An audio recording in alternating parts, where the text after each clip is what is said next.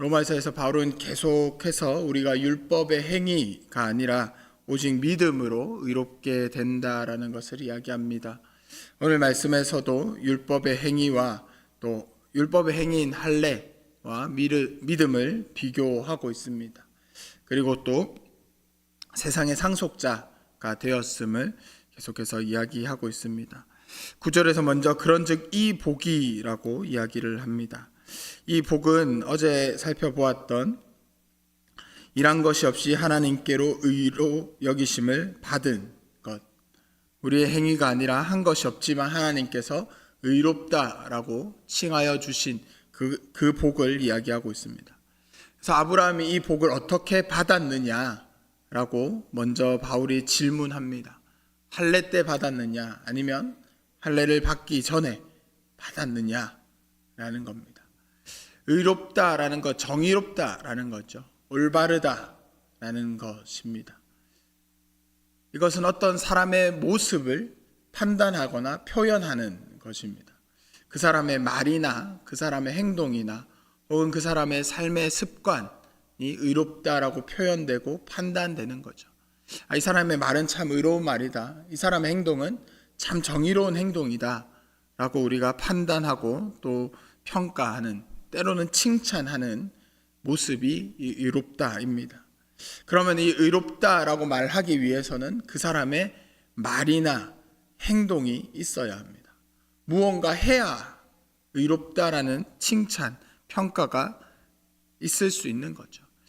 그런데 아브라함은 아무것도 하지 않았지만, 행동하지 않았고 말하지 않았지만 하나님께서 딱 하나 그의 믿음만을 보시고 의롭다라고 칭해 주셨다라는 겁니다.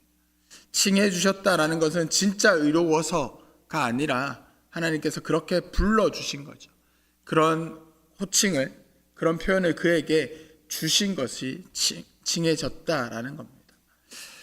그러면 그 의롭다고 여김 받은 것이 할례 때이냐 혹은 할례를 받기 전이냐라고 이야기를 합니다.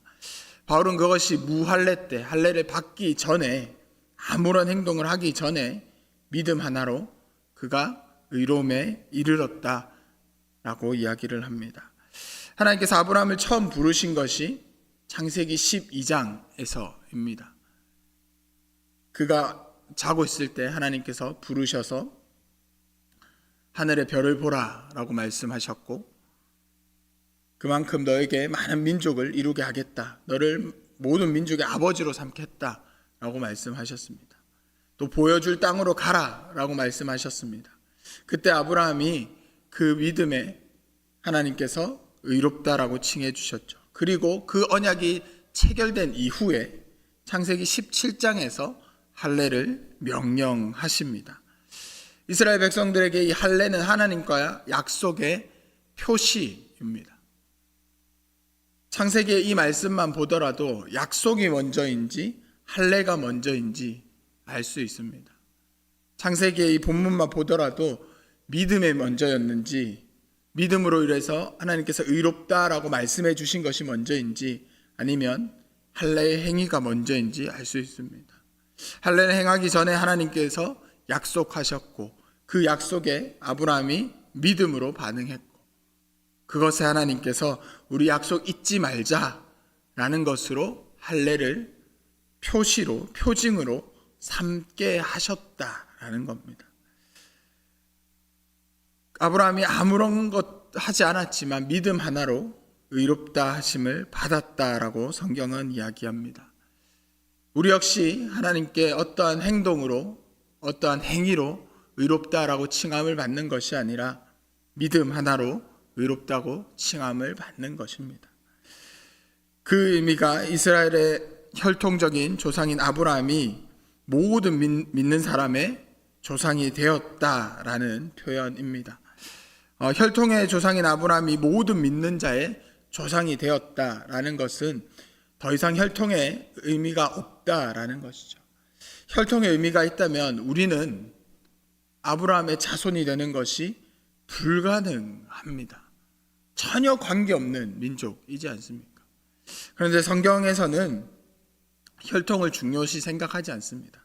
물론 이스라엘의 그 문화적인 측면이 성경에 기록된 것에서는 혈통이 매우 중요하게 여겨집니다. 그런데 하나님께서 그의 백성 삼으시는 것, 하나님께서 그 언약을 지켜가시는 것에서는 혈통이 별 의미가 없습니다.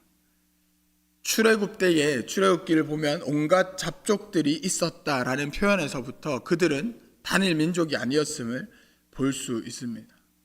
가나안 정복 당시에 믿음을 고백을 했던 여호수아와 함께 믿음의 고백을 했던 갈렙 역시 그나스 족속이었지만 여호와 하나님을 자신의 하나님으로 고백한 그 신앙 고백이 그를 유다 지파로 받아들이게 됩니다. 그렇게 아브라함이 모든 믿는 자의 조상이 되었습니다. 그를 통해서 모든 믿는 자들이 언약의 백성들, 언약의 후손들이 되었습니다. 그래서 우리도 아브라함과 동일하게 하나님을 믿는 그 믿음의 고백, 그 하나로 의롭다 하심을 칭함을 받을 수 있다라는 것이죠. 우리가 만약에 행위로 하나님 앞에 의롭다 하는 것을 받아야 한다면 가능하겠습니까? 불가능하지 않겠습니까?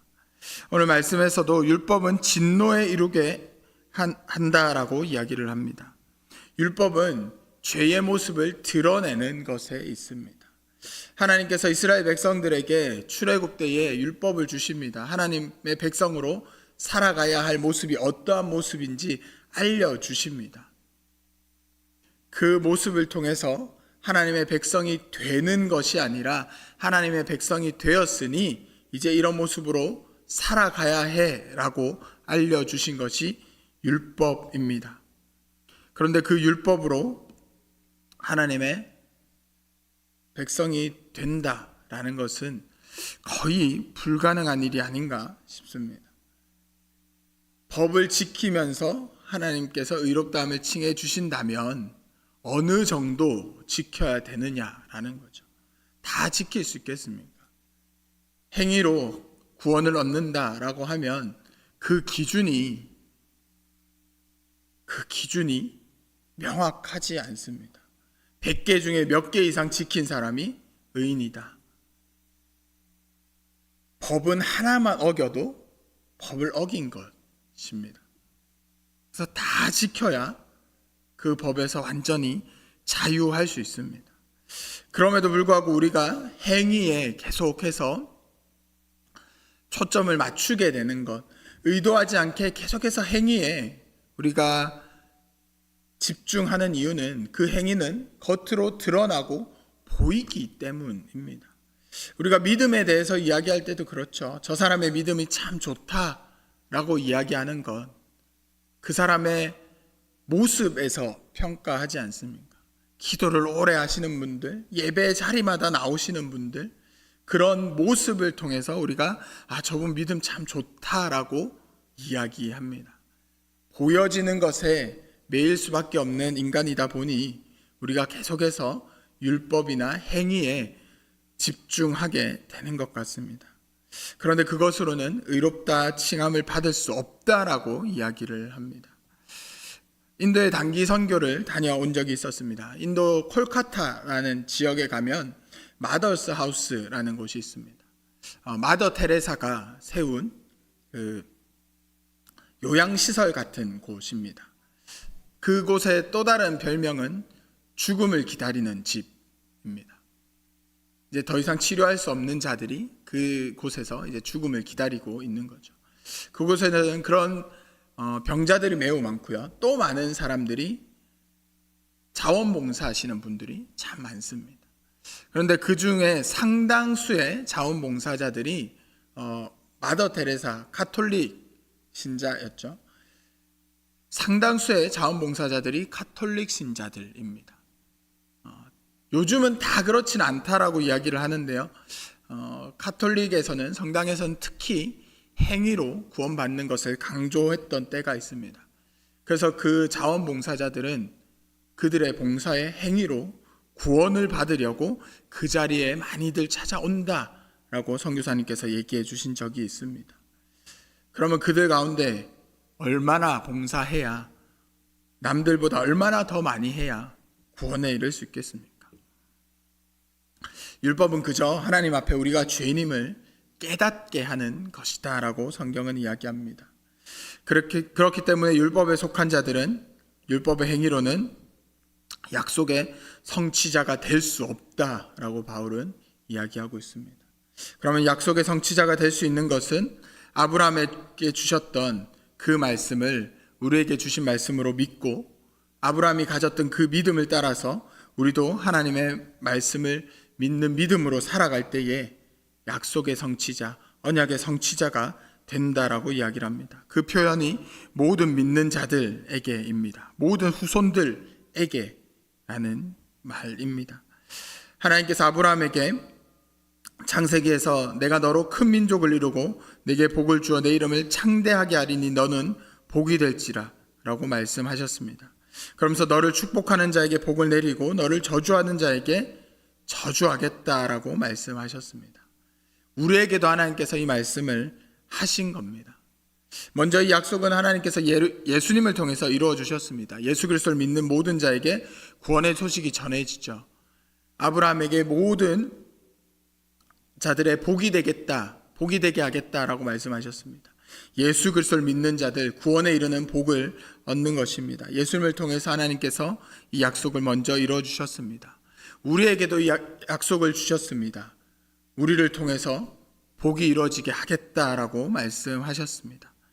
즉, 이 땅을 살아갈 때에 우리가 복의 통로가 돼야 되는 거죠. 내가 믿음의 고백으로 나만 구원에 이르는 것이 아니라 우리가 살아가는 자리에서 복의 통로로, 구원의 통로로 살아가는 그것이 하나님의 언약을 이루어가는 것입니다. 바울이 계속해서 믿음을 강조하지만 또 행위를, 율법을 부정한 것으로, 필요 없는 것으로 이야기하지는 않습니다. 갈라디아서 같은 곳에서는 율법은 믿는 자에게서 당연히 나타나야 하는 삶의 모습이라고 이야기를 합니다. 믿음으로 하나님의 백성이 되었다면, 믿음으로 의롭다 칭함을 받았다면 그 사람에게 나타나야 하는 삶의 모습이 율법이다라고 바울은 계속 이야기합니다. 그 삶의 모습이 나타날 때에 우리의 모습을 통해서 사람들이 예수 믿는 것이 저런 것이구나, 하나님이 저런 분이구나 라는 것을 깨닫게 될 것이고, 그 모습을 통해서 그들이 믿음에 관심을 가지게 될 것이고 구원의 자리에 찾아오게 될 것입니다.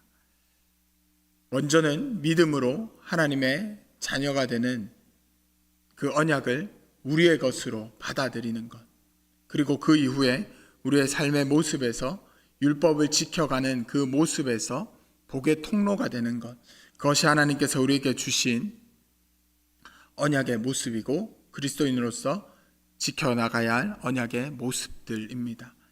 오늘 하루 살아가는 우리의 삶의 자리에서 그 믿음으로 하나님의 언약을 다시 한번 확인하고 우리의 삶의 모습으로 그 언약을 이루어가는 우리 모두가 되었으면 좋겠습니다. 그렇게 믿음 안에서 하나님의 백성으로 살아가는 우리가 되기를 주님의 이름으로 축복합니다.